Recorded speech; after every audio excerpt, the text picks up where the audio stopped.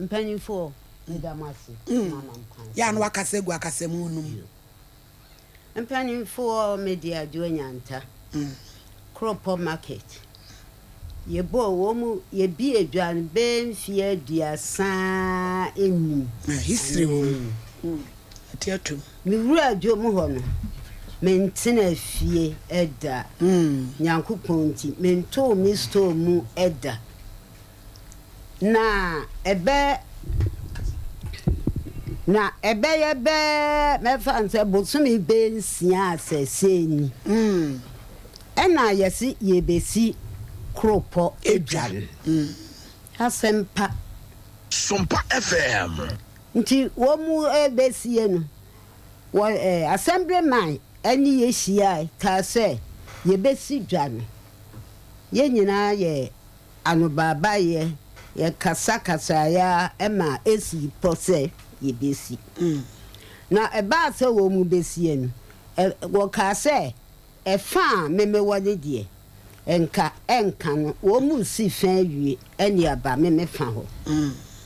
nti na wo mu a wo fa ha no wa pe baabi amo matena na akoduru ye mefa ho esa mu de nya ma ho nti ye mpe baabi ma mo pia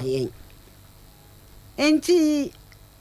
de wo ye adwuma no eba ye no no wo se gise obu ye ho nyina ansana otumi aye adwuma no meba na baby saw honorable musi enkane se ya kame na mo ye meden first no se o jai o de emma ho afi na katapira na dua betu se na me nso me wa patani wa pe baabi ama wo bia akotena entimi de kwato wo edwano na wo hoyi abena ma me wo honi patani oni ma wo toni eni awo nsamo ye eni ma me ton no e ba be sin abo ehu agufie wa wo mi nyanta ewurade ahira wo montira me se wo kwa ha na we yi ni niema na we ya yi ni niema nti eduro media nso nyame anim ni misun eda nsuo toya ma mi nyanta ya na kwesi ada metabo ya baba watetia bi na wo ho baba tem ho me ba hwemia bi wo wa me pon asole na metwa ma me betade ye wo ho ayemia bra bi ye mpaboa wo kwana no wo pe asem se so mpafo otie papa Kropofo etiamu o dwamufo ma wo ba no wo me to atade ye ho pa ai to aso wo me ena wa pe ba bia mo bia ko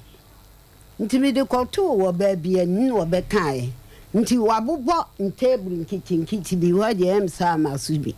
awure kasa ena wo ba nbe ka se Assemblyman se wo faha be tredi o pe me ma mi nsa so wo hwe mi nsa ne so a wo de ma me na eniema we take away bo no kura ba ko enkum ti ho ne ye de ama we ba bi ye de ama wo ni aha ne de ama we enkum menku aso me de me ko me de niema sisi ho ekotena ho se kametia ho wo mu si da ha na wo me ye de ama wo no ni nipa sen na ekose wo nko awo de me ne me ba se se ba no awo ho no oton ne na mo de ha man wo mu ya dan esuru se no wo ho a na abu na abehwe so me de me won enam se mi ngu ya mi nimi ni emenya enam yi me ne ma nyina akọ de mba no kasa nya mu so e ba sa no wo Assemblyman wudi adanse wo mo ho nyina di adanse se abrantie bi wo Suame ha ena ma me container na me toy me toy kra nya ho hwe me de ne ma kogun no me de rubber na achechire so na atum sadi obi ba wo hu se bibia wo ho eja nyame adawro mam ko ateche pacha ma ye ho yie Sompa FM nan ebnadan me wo ho a na ata abase hwan ye friend ata no o ye committee member yo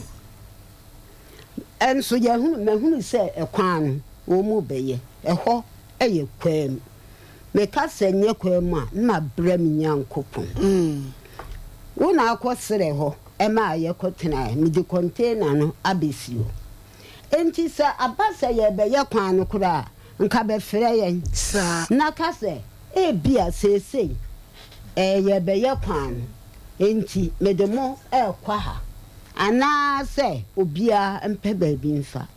wa me ka hwe antirem mun ka hwe antirem kopem da benada e na ata ba se ante yes onye ma yi firi ho wo ma ye kwan nam se wo be ka sem we se pa kire ni efiri dada da nyina so mo se enkame ne de o ma buo na to agu agu ene wo mu de yen aba ekwa mu ha no de mo de ma me no enie ma wi enkum enti me ko to container ena me bebubo ha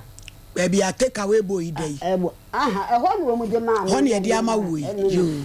na me be ko to container bebubo enie ma yi a ewo fa he afenra na no wo ba yo se yesi me de ani minyin firi ho na wo mu a ye wo baabi a wo ma me bie ni de enka wo ti wo ka na ne madwene no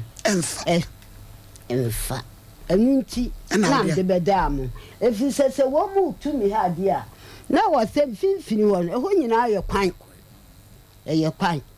kwan kuro na o se wo mu tu ye nyina no wo mu ma ye baabi ekotena na baabi o mu de ama wo me wo se ho sei ehọ no o hihye niema no a enye yi maame esa wani me kan se ni die homeso wa wo me na cheze se die na apese ema wo ne me kan se am ni baabi a me de niema no konti wo mu ma me baabi na me ni niema enfam